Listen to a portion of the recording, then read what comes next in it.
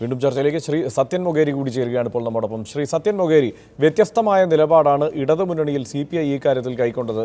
മുമ്പ് രൂപേഷിൻ്റെ അറസ്റ്റിൻ്റെ സാഹചര്യത്തിലും വളരെ കൃത്യമായി ഈ വിഷയത്തിലൊരു നിലപാട് പറയാൻ CPIക്ക് കഴിഞ്ഞിരുന്നു.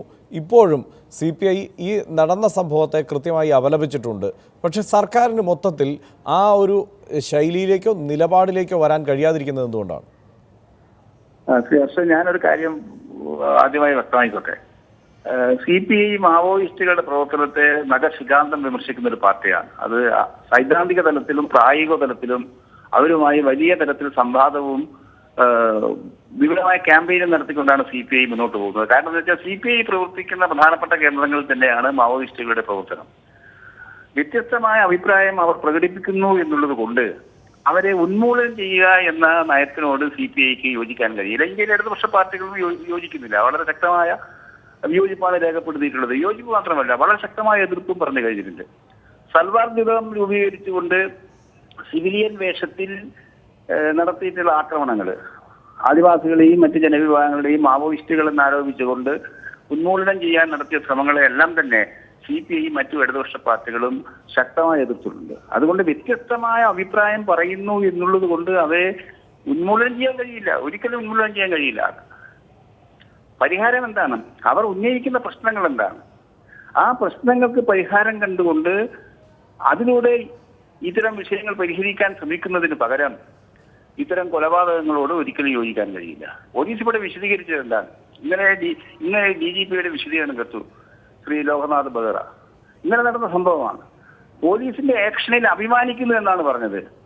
അഭിമാനമാണോ അപമാനമാണോ കേരളത്തിലുണ്ടായിട്ടുള്ളത്? അപമാനമാണ് എന്നാണ് എനിക്കതിനെപ്പറ്റി പറയാനുള്ളത്. കാരണം എൻകൗണ്ടറിന്റെ ഒരു തെളിവും ഇതുവരെ പോലീസിന് ജനങ്ങളുടെ മുമ്പാകെ സമർപ്പിക്കാൻ കഴിഞ്ഞിട്ടില്ല.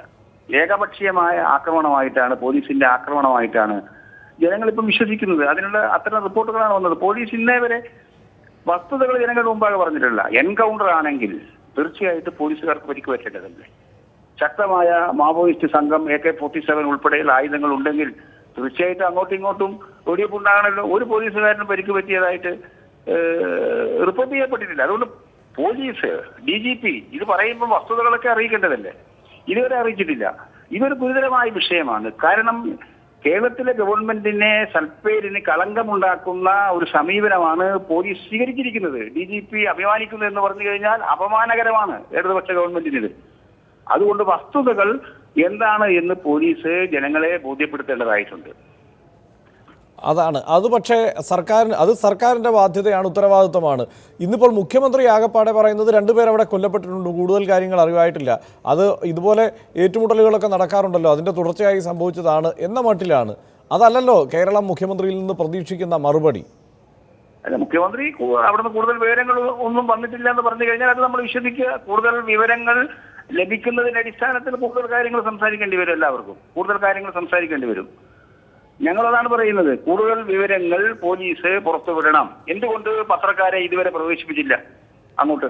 പത്രക്കാര് നമ്മുടെ രാജ്യത്തെ ജനങ്ങളെ വിവരം അറിയിക്കേണ്ട ആളുകളല്ലേ, അവരറിയണ്ടേ? പോലീസിന്റെ ഭാഷ്യം മാത്രം ഒരു വിഭാഗം പോലീസുകാരെ ഇങ്ങനെ പ്രചരിപ്പിക്കുന്നത് മാത്രം ജനങ്ങളെ വിശ്വസിക്കേണ്ട കാര്യമില്ലല്ലോ. മീഡിയ എന്താണ് മനസ്സിലാക്കിയത് അത് ജനങ്ങൾ അറിയട്ടെ.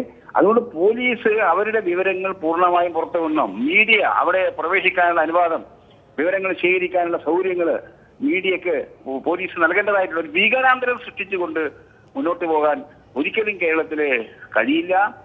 ജാർഖണ്ഡിലെ പോലെ, ഛത്തീസ്ഗഡിലെ പോലെ, ഗുജറാത്തിലെ പോലെ കേരളത്തെ മാറ്റാനുള്ള ഏത് ശ്രമം പോലീസ് നടത്തിയാലും, പോലീസ് വിഭാഗം നടത്തിയാലും അതിനെ കേരളത്തിൽ ഒരിക്കലും യോജിക്കാൻ കഴിയില്ല. തീർച്ചയായും ഞാൻ തിരിച്ചു വരാം താങ്കളിലേക്ക്. ശ്രീ അൻവർ, നേരത്തെ പറഞ്ഞതുപോലെ ഏറ്റവും കൂടുതൽ തോക്കുകൾ കൈകാര്യം ചെയ്യുന്ന ആളുകൾ നിലമ്പൂരിലുണ്ട്. അതല്ലെങ്കിൽ മറ്റു പല മേഖലകളിലും, ഇപ്പോൾ വനമേഖലകളോട് ചേർന്ന് കിടക്കുന്ന പ്രദേശങ്ങളിലെല്ലാം ഈ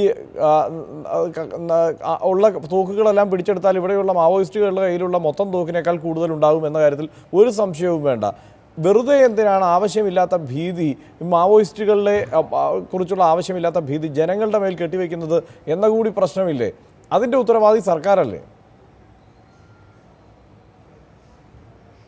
അല്ല, നമുക്ക് അങ്ങനെ പറയാൻ കഴിയില്ല. കാരണം ഇവിടെ ജീവിക്കുന്നവർക്ക്, നിലമ്പൂരിൽ ജീവിക്കുന്നവർക്ക് ഇതിൻ്റെ അവസ്ഥ മനസ്സിലാവുള്ളൂ. തിരുവനന്തപുരത്തും എറണാകുളത്തും കോഴിക്കോടും ഇരുന്നു കൊണ്ട് നിങ്ങൾ എന്തിനാണ് ഭയപ്പെടുന്നത് എന്ന് ചോദിക്കുന്നതിൽ യാതൊരു അർത്ഥമില്ല. കാരണം ഇവിടെ ജീവിക്കുന്ന ആളുകൾ, അവരുമായിട്ട് നമ്മൾ ഡേ ടു ഡേ നമ്മൾ മിങ്കിൾ ചെയ്യുന്നുണ്ട്. അവർ പറയുന്ന അവസ്ഥ, അവരുടെ പേടി, രാത്രിയാകുമ്പോൾ പുറത്തിറങ്ങാൻ ഭയപ്പെടുന്ന ആളുകൾ, ഇതെല്ലാം ഈ നാട്ടിലുണ്ട്. അത് സ്വാഭാവികമായിട്ട് നമ്മൾ അറിഞ്ഞുകൊണ്ടിരിക്കുകയാണ്.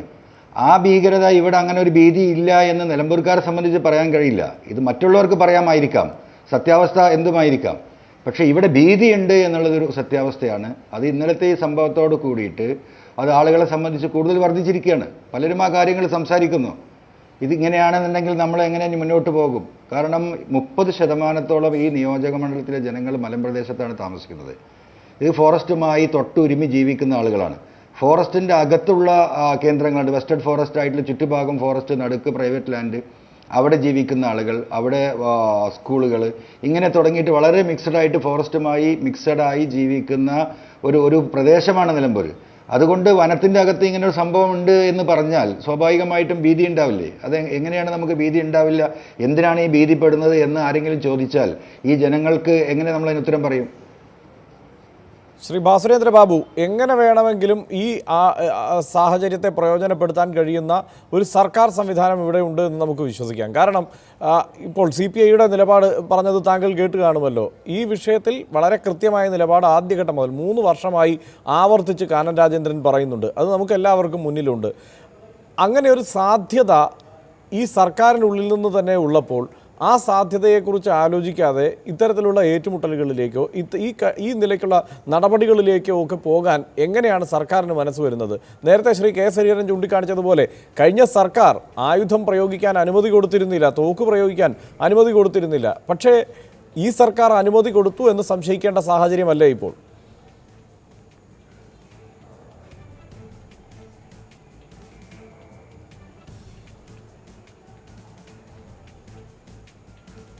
അല്ല, അതിനകത്ത് ഇപ്പോൾ 2 ആളുകൾ ഈ നിലവാരത്തിൽ ഏറ്റുമുട്ടിയോ അല്ലെങ്കിൽ ഏറ്റുമുട്ടലിൻ്റെ പേരിലോ കൊല്ലപ്പെട്ടിട്ടുണ്ട്. അത് അത്രത്തോളം ഒരു നല്ല കാര്യമായി ഈ സർക്കാർ ഏറ്റെടുക്കും, അങ്ങനെ കരുതും എന്ന് ഞാൻ പ്രതീക്ഷിക്കുന്നില്ല. ഇപ്പം DGP പറഞ്ഞത് മാതിരി കൃതഹസ്തതയോടെ പോലീസുകാരുടെ ജോലി ചെയ്തു. ആ അർത്ഥത്തിലൊരു ആശ്വാസ സൂചകമായ വിശ്വാസം സർക്കാരിൻ്റെ ഭാഗത്തുനിന്നുണ്ടാകുമെന്ന് ഞാൻ കരുതുന്നില്ല. കാരണം എന്താണ് ഇതിൻ്റെ പിന്നിൽ നടന്നത് എന്നതിനെ സംബന്ധിച്ച് പൂർണ്ണ വിവരം, പൂർണ്ണമോ അപൂർണമോ അതുപോലും നമ്മുടെ കയ്യിലില്ല. ആകെയുള്ളത് പോലീസുകാർ തരുന്ന ഭാഷ്യമാണ്.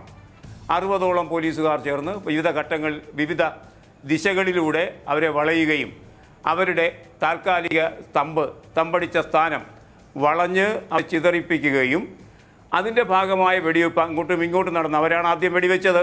മാവോയിസ്റ്റുകൾ ആദ്യം വെടിവെച്ചു എന്നാണ് പറയുന്നത്. അങ്ങനെ വെടിവെപ്പിൽ 2 പേർ കൊല ചെയ്യപ്പെട്ടു. ഇതാണല്ലോ ഭാഷ്യം. അങ്ങനെ ആകുമ്പോൾ അതിന് ഉപോത്ബലകമായ നിദാനമായ തെളിവുകൾ വേണ്ടിവരും. ആ തെളിവുകൾ അവതരിപ്പിക്കുന്നതിൽ പോലീസുകാർക്ക് ഇതുവരെ അവർ സംസാരിച്ച രീതി, കാണിച്ച ചിത്രം, അത് വെച്ച് നോക്കുമ്പോൾ പോലീസുകാർക്ക് വിജയിക്കാൻ കഴിഞ്ഞിട്ടില്ല. അതുകൊണ്ട് തന്നെ ഈ നിലയ്ക്ക് അങ്ങേയറ്റം തീവ്രമായ ഒരു നടപടി വേണ്ടിയിരുന്നോ എന്ന സന്ദേഹമുണ്ട്. മറ്റ് സംസ്ഥാനങ്ങളിൽ, ബസ്തറിലോ മധ്യപ്രദേശിലോ അതുമാതിരി തന്നെ നമുക്ക് ഛത്തീസ്ഗഡിലോ ആ റെഡ് ഏരിയ എന്ന് പറയുന്നിടത്ത് ആ വിഭാഗം പ്രദേശങ്ങളിൽ നമുക്ക് കാണാൻ കഴിയുന്നത് വളരെ ലിബറലായി മൈനുകൾ ഉപയോഗിച്ചുകൊണ്ടാണ് തങ്ങളുടെ ഏരിയ സുരക്ഷിതമാക്കുന്നത് മാവോയിസ്റ്റുകൾ. അങ്ങനെയൊന്നും ഇവിടെ ഉണ്ടായിരുന്നില്ല. അങ്ങനെ വരുമ്പോൾ എന്താണ് യഥാർത്ഥത്തിൽ നടന്നത് എന്നതിനെക്കുറിച്ച് ഗൗരവതരമായ അന്വേഷണം വേണ്ടിവരും. അല്ലെങ്കിൽ ഇത് ഈ സർക്കാരിൻ്റെ മേൽ ഈ ഏറ്റുമുട്ടലിൻ്റെ കാര്യത്തിൽ പോലീസുകാർ പറയുന്ന ഭാഷ്യത്തിൽ മാത്രം വിശ്വസിച്ച് മുന്നോട്ട് പോകുന്ന പക്ഷം അതൊരു കറുത്ത പാടായി മാറിത്തീരുകയും ചെയ്യും. അങ്ങനെ വന്നാൽ ഈ സർക്കാരിന് ഇതര ഭാഗങ്ങളിൽ നടക്കുന്ന കൃത്രിമത്വം നിറഞ്ഞ ഈ ഏറ്റുമുട്ടൽ അല്ലെങ്കിൽ പോലീസുകാരുടെ ഭാഷ്യം അതിനെ എതിർക്കാൻ കഴിയാതെ വരും. ഈ നിലയ്ക്കുള്ള കാര്യങ്ങൾ വരുന്നത് കൊണ്ട് ആദ്യം DGP പറഞ്ഞു പത്രക്കാരെ അദ്ദേഹം കാണുമെന്ന്. അദ്ദേഹം കാണട്ടെ, പത്രക്കാരുടെ ചോദ്യങ്ങൾ വരുമല്ലോ, അതിനോട് എങ്ങനെ സമീപിക്കുമെന്നറിയാമല്ലോ. അതിനുശേഷം മുഖ്യമന്ത്രി അതുമായി ബന്ധിപ്പിച്ച് അദ്ദേഹത്തിൻ്റെ നിലപാടുകൾ പറയട്ടെ. അങ്ങനെ വരുമ്പോൾ ഈ ഇപ്പോൾ ഉയർന്നു വന്നിരിക്കുന്ന സന്ദേഹങ്ങൾ പരിഹരിക്കപ്പെടുകയോ പരിഹരിക്കപ്പെടുന്നില്ല എങ്കിൽ അത് പുതിയ അന്വേഷണത്തിലേക്ക് സഞ്ചരിക്കുകയോ ചെയ്യുമെന്നുറപ്പ് ഏത് സാഹചര്യത്തിലും വർഗീസിൻ്റെ അനുഭവവും അടിയന്തരാവസ്ഥയുടെ അനുഭവവും തീക്ഷ്ണമായി